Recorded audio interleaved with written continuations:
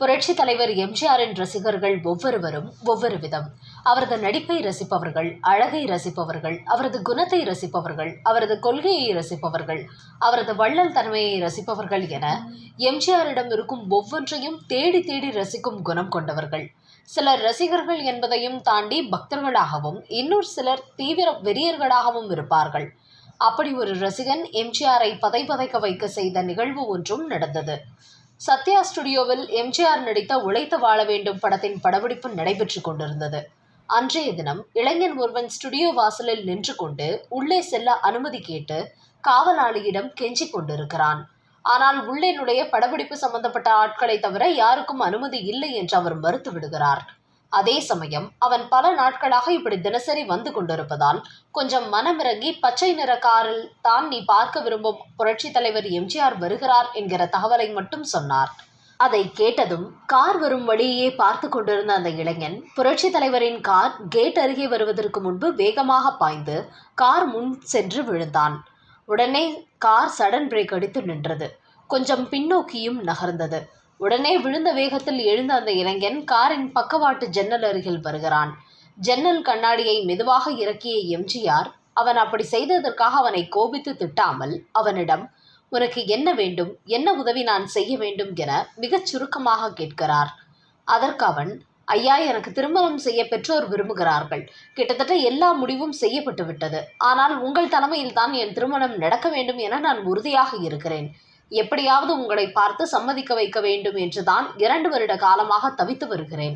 என் பெற்றோர் என்னை ரொம்பவும் வற்புறுத்துகின்றனர். இன்று வேறு வழியின்றி தான் உங்களை சந்தித்து எப்படியாவது பேசிவிட வேண்டும் என இப்படி செய்துவிட்டேன். மன்னித்துக் கொள்ளுங்கள் என்று பணிவுடன் கூறினான். உடனே எம்ஜிஆர், பெரியவர்கள் திருமணம் செய்து வைக்கும் பொறுப்பு கொண்டவர்கள். அவர்களை நீ இப்படி நோகடிக்கலாமா? சரி, திருமணம் எப்போது வைப்பதாக உத்தேசம் என கேட்டதற்கு, நீங்கள் சொல்லும் தேதிதான் என்னுடைய திருமண தேதி என்று கூறினான் அந்த இளைஞன். அதற்கு எம்ஜிஆர், அப்படியெல்லாம் நினைக்க வேண்டாம். பெரியவர்கள் பார்த்து நல்ல நாள் குறிக்கட்டும். பத்திரிகையுடன் என்னை தேடி இங்கே வா. நிச்சயம் நான் உன் திருமணத்திற்கு வருகிறேன் என்று கூறி அவனை அனுப்பி வைத்தார்.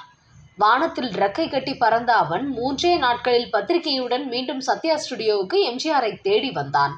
இந்த முறை காவலாளி அவனுக்கு ராஜ வரவேற்பு அளித்து உள்ளே அழைத்து சென்றார்.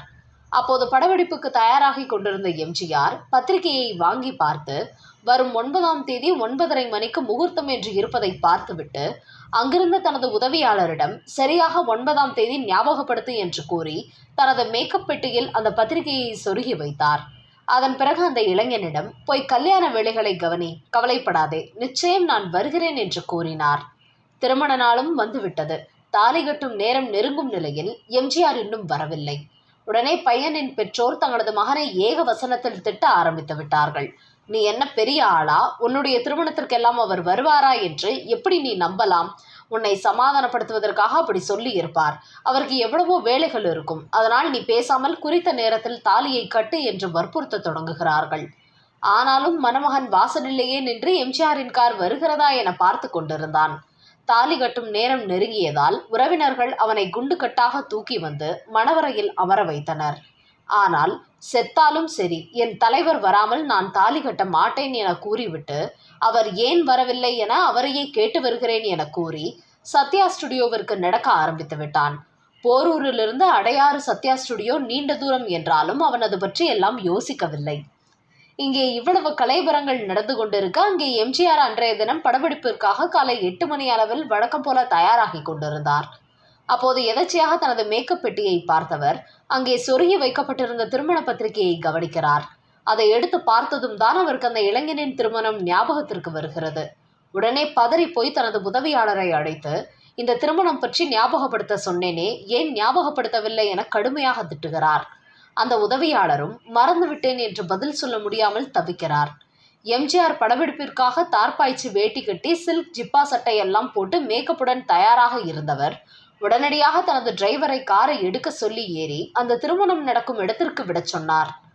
அவர் அந்த குறிப்பிட்ட இடத்திற்கு கொஞ்சம் முன்னால் சென்றபோது இனிமேல் கார் அந்த வழியாக போகாது என்பதும் கொஞ்ச தூரம் நடந்துதான் போக வேண்டும் என்கிற இக்கட்டான சூழல் இருந்தது. எதையும் யோசிக்காத எம்ஜிஆர் விடுவிடு என இறங்கி அந்த பாதை வழியே திருமண வீட்டை நோக்கி நடக்க ஆரம்பித்து விட்டார்.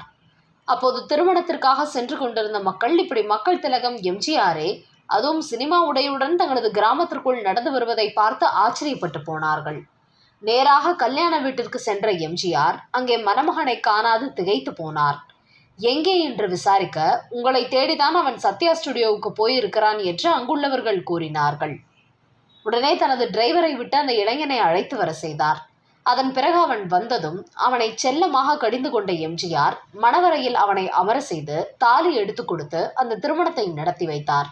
இத்துடன் முடியவில்லை விஷயம், இன்னும் இருக்கிறது. திருமணம் முடிந்ததும் 2 ரூபாய் நோட்டுக்கட்டுகளை அவனிடம் கொடுத்த எம்ஜிஆர் அவனது காதில் ஏதோ ஒரு விஷயத்தை கிசுகிசுத்து விட்டு அங்கிருந்து கிளம்பி சென்றார். மறுநாள் சத்யா ஸ்டுடியோவில் படப்பிடிப்பு நடைபெற்று கொண்டிருந்தது. இன்னொரு பக்கம் எம்ஜிஆர் தடபுடலாக விருந்து தயாரிக்க உத்தரவிட்டிருந்தார். சரியாக மதிய உணவு நேரம் வந்ததும் அங்கே ஒரு கார் வந்து நின்றது. அதில் அந்த மணமக்கள் வந்து இறங்கினார்கள். அங்கே அனைவரும் அமர்ந்து உண்ணும் விதமாக டேபிள் எல்லாம் போடப்பட்டிருந்தது. சிம்மாசனம் போன்ற 3 நாற்காலிகள் தனியாக போடப்பட்டிருந்தன. அந்த நாற்காலிகளில் இடதுபுறம் மணமகளையும் வலதுபுறம் மணமகனையும் அமர வைத்து தானும் அவர்களுடன் அமர்ந்து சமபந்தி விருந்து உண்டு அவர்களை இன்னும் மகிழ்ச்சிப்படுத்தினார் எம்ஜிஆர். அது மட்டுமல்ல, விருந்து முடிந்து அவர்கள் கிளம்புவதற்குள் கட்டில், பீரோ, பாத்திரங்கள் என சீர்வரிசை ஏற்றிக்கொண்டு ஒரு வேனும் வந்து நின்றது. அத்துடன் மணமக்களையும் வாழ்த்தி வழி அனுப்பி வைத்தார் எம்ஜிஆர். யாரோ முன்பின் தெரியாத சாதாரண இளைஞன்தானே என்று நினைக்காமல் எம்ஜிஆர் தனது திருமணத்தை நடத்தி வைத்ததற்கு அந்த இளைஞன் ஒரு முட்டாள்தனமான விதத்தில் நன்றி கடன் செலுத்தினான். எப்படி தெரியுமா? ஒரு காலகட்டத்தில் எம்ஜிஆர் உடல்நலக்குறைவால் அப்பல்லோ மருத்துவமனையில் சிகிச்சை பெற்று வந்தபோது அவர் நல்லபடியாக குணமடைந்து திரும்ப வேண்டும் என்பதற்காக கோவிலில் தீ மிதித்துடன் அல்லாமல் வேண்டுதலுக்காக தனது ஒரு கையையும் வெட்டி கொண்டான் அந்த இளைஞன். அன்றைய நாட்களில் இந்த நிகழ்வு பரபரப்பாக பேசப்பட்டது. எம்ஜிஆரின் ரசிகர்கள் எல்லாம் ரசிகர்கள் அல்ல, அவரை தெய்வமாக பூஜிக்கும் பக்தர்கள் என்றே சொல்லலாம். அதற்கு இந்த சம்பவமும் ஒரு உதாரணம்.